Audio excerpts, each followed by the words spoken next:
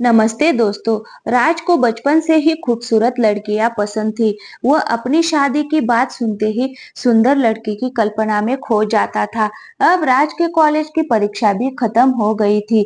राज के लिए कई सारे रिश्ते आ रहे थे। एक दिन राज के मामा ने उसकी शादी भी तय कर दी। राज कमल लड़की देखने का था। उसे देखना था कि जैसी पत्नी की वह कल्पना करता है वह वैसी है या नहीं। राज ने मामा से अपनी होने वाली पत्नी को देखने को कहा, लेकिन मामा ने उसे कहा कि वो बहुत ही सुंदर है। उन्होंने उसे खुद देखा है। मामा की बातों पर भरोसा करके राज ने शादी के लिए हाँ कर दी। शादी का दिन भी आ गया। मंडप के पास बैठा राज अपनी पत्नी को देखने के लिए उतावला था। होने वाली पत्नी को उसे गहनों में सजा हुआ देखा। चेहरे पर घूंघट, हाथों और पैरों की सुंदर उंगलियां देखकर उसके मन को थोड़ी राहत मिली। दूसरे दिन विदाई के बाद जैसे ही डोली राज के घर पहुंची तो वह तुरंत अपनी पत्नी को देखने के लिए दौड़ा। तब उसकी पत्नी पालकी से बाहर घूंघट उठाकर देख रही थी। जैसे ही राज की निगाहें उस पर पड़ी उसे बहुत दुख हुआ। राज ने जैसी पत्नी के सपने देखे थे वो बिल्कुल भी वैसे नहीं थी।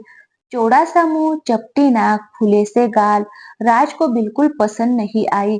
रंग भले ही उजला था लेकिन उसके अलावा राज के सपनों की दुल्हन से एकदम अलग थी। राज की सारी खुशी गुम हो गई। उसे मामा पर काफी गुस्सा आया, जिन्होंने लड़की की तारीफों के फूल बांधे थे। सबसे पहले उसने मामा से लड़ाई की, उसके बाद ससुराल वालों से, फिर अपने घर वालों से। राज के मन में हुआ, इस महिला के साथ किस तरह से पूरा जीवन बिता लूंगा। इसके साथ पूरा जीवन मुझे कांटों भरा लगेगा। मैं सोच भी नहीं सकता कि ऐसी महिला से मेरी शादी हो गई है। मेरे क्या ख्वाब थे और क्या हो गया। भगवान को मेरे साथ ही ऐसा कुछ करना था। फिर उसके मन में हुआ कि शादी मैंने जबरदस्ती तो की नहीं थी। अब इस लड़के को क्या पता था कि पत्नी को लेकर मेरे क्या सपने थे, इसमें इसका क्या दोष है। ये सोच के बाद भी राज का दिल उसे स्वीकार करने को तैयार नहीं था।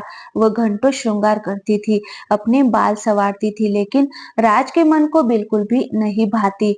राज हरदम उससे दूर भागता था और उसकी पत्नी पूरे भाग भाग के साथ उसकी सेवा करना चाहती थी। जब भी रात की रात को पत्नी किरण उसे कुछ बात करने की कोशिश करती, वो उसे दो खरी खोटी सुना देता। राज रोज दोस्तों के साथ बाहर जाता और पत्नी घर में उसका इंतजार करती रह जाती।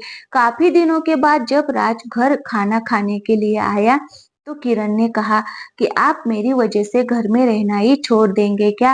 राज ने मुंह मोड़ते हुए जवाब दिया, घर में ही तो रहता हूँ, बस आजकल नौकरी ढूंढने के लिए ज्यादा भागदौड़ करनी पड़ रही है। किरण ने कहा, मैं खुद जानती हूँ कि आप घर में क्यों नहीं रहते हैं। आप किसी डॉक्टर से बात करके मेरा चेहरा वैसा क्यों नहीं बना देते जैसा आप चाहते हैं। राज ने चिढ़ते हुए कहा, क्यों तुम बेवजह फिजूल की बातें कर रही हो। तुम्हें यहाँ आने के लिए किसने कहा। उसकी पत्नी ने पूछा, जब आपको किसी चीज से परेशानी है तो उसका इलाज भी करना होगा ना।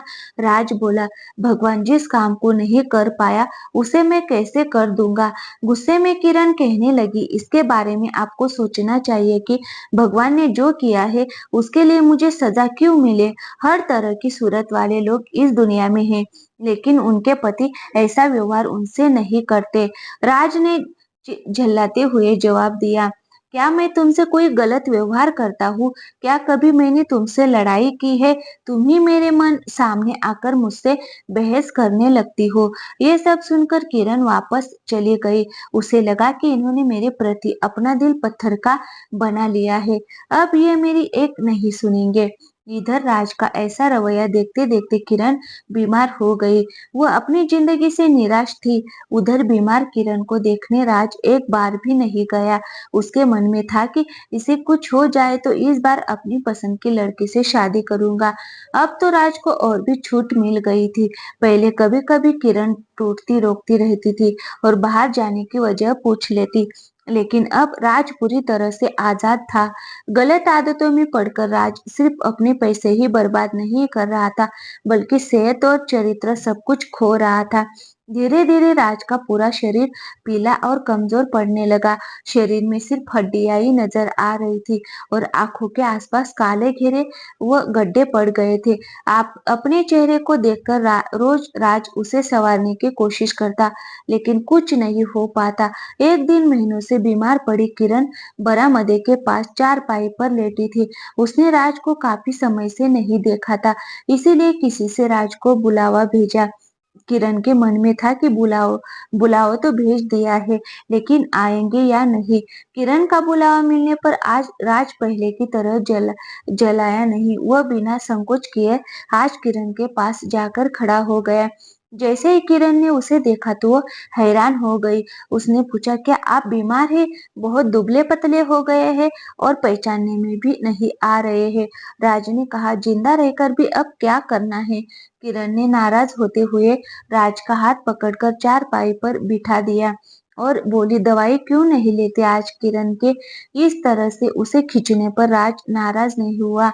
उसके व्यवहार में वह कड़वाहट नहीं थी, उसका गुस्सा जैसे पिघल गया था। चारपाई में बैठते ही राज ने जवाब दिया, अब दवाई से मेरा कुछ नहीं होगा। मोती मुझे अपने साथ लेकर जाएगी। मैं ऐसा तुम्हें दुख देने के लिए नहीं कह रहा हूँ। मैं भयंकर रोग से ग्रासित हूँ और अब मैं बच नहीं सकता। इतना कहते ही राज चारपाई पर बेहोश होकर गिर गया। उसका पूरा शरीर कांपने लगा और पसीना पसीना हो गया। राज की हालत देखकर महीनों से बीमार पड़ी किरण झट से बिस्तर से उठ गई। पानी लाकर राज के चेहरे पर मारने लगी, लेकिन उसे होश नहीं आया। शाम तक राज का मुंह टेढ़ा हो गया और शरीर में कोई हरकत नहीं थी। ये लकवा था जिसकी चपेट में राज आ गया था। इस रोग रोग में बीमार किरण ने राज की खूब सेवा की। लगातार 15 दिन तक राज की स्थिति नाजुक बनी रही। दिन रात एक करके किरण द्वार की गई मेहनत रंग लाने लगी। राज की हालत कुछ संभली, लेकिन अभी भी किरण रात को दवाई पिलाती और खाना खिलाती थी। इस सब में वह अपनी तबीयत को जैसे भूल ही गई थी। शरीर बुखार से तपता था, लेकिन उसे रात की स्थिति के सामने खुद की सेहत कुछ भी नहीं लगती थी। अब राज के दोनों पैरों में थोड़ी ताकत आने लगी थी। धीरे धीरे 4-5 महीने में वह अपने पैरों पर खड़ा होने लगा, लेकिन उसका मुंह टेढ़े का टेढ़ा रह गया। उसके चेहरे पर पहले जैसी रौनक भी नहीं रही। एक दिन अपना चेहरा शीशे में देखने के बाद राज ने कहा कि मुझे भगवान ने अपने किए की सजा दी है।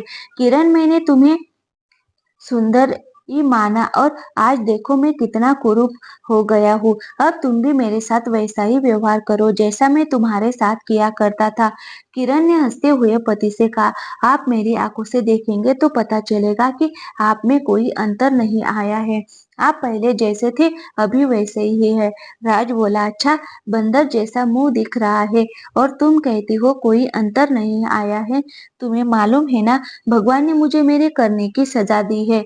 सबने खूब जतन किए, लेकिन राज का मुंह सीधा नहीं हो पाया। पति के पैरों पर खड़े हो जाने के कुछ समय के बाद ही किरण ने घर में पूजा रखी, क्योंकि उसने भगवान से राज के लिए मन्नत मांगी थी। पूरे मोहल्ले के लोग राज के घर में जमा थे। भजन संगीत चल रहा था। तभी किरण की एक दोस्त ने उससे पूछा, अब तो तुझे अपने पति का चेहरा देखने की भी इच्छा नहीं होती होगी। कैसा चेहरा हो गया है? गंभीर गंभीर आवाज में किरण बोली, मुझे कुछ फर्क नजर नहीं आता है। उसके दोस्त ने पलटकर कहा, चल झूठी, ऐसा थोड़ी होता है, बातें मत बना दिया था। फिर किरण कहने लगी, सच कह रही हूँ, मुझे उनकी आत्मा मिली है जो उनके रूप से बढ़कर है और मैं हमेशा उनकी आत्मा को ही देखती रहूंगी। आज राज कमरे में दोस्तों के साथ बैठा था। तभी उसके एक दोस्त ने बरामदे की तरफ खुलने वाली खिड़की खोल दी। उसने राज से पूछा, आज तो यहाँ कई खूबसूरत लड़कियां हैं, बता तुझे कौन सी अच्छी लग रही है? राज ने कहा, खिड़की बंद कर दो, और जहां तक रही पसंद की बात, तो मुझे वही पसंद है जिसके हाथ में फूलों की थाली है। दोस्त ने पूछा, तेरे चेहरे की साथ पसंद भी खराब हो गई है क्या? मुझे तो वह दूसरों से कम सूरत लग रही है। राज बोला, मैं उसकी आत्मा को देख रहा हूँ, वो हर किसी की सूरत से ज्यादा सुंदर है। तब उसने पूछा, अच्छा, यही तुम्हारी पत्नी है क्या? राज ने कहा, हाँ बिल्कुल, यही वो देवी तुल्य महिला है, वही है ये ही वही महिला है जिसने मुझे इसी हालत में स्वीकार किया। दोस्तों, हमें व्यक्ति की बाहरी सुंदरता नहीं बल्कि मन की सुंदरता देखनी चाहिए। तो दोस्तों, कहानी अच्छी लगी हो तो वीडियो को लाइक और चैनल को सब्सक्राइब ज़रूर कीजिए।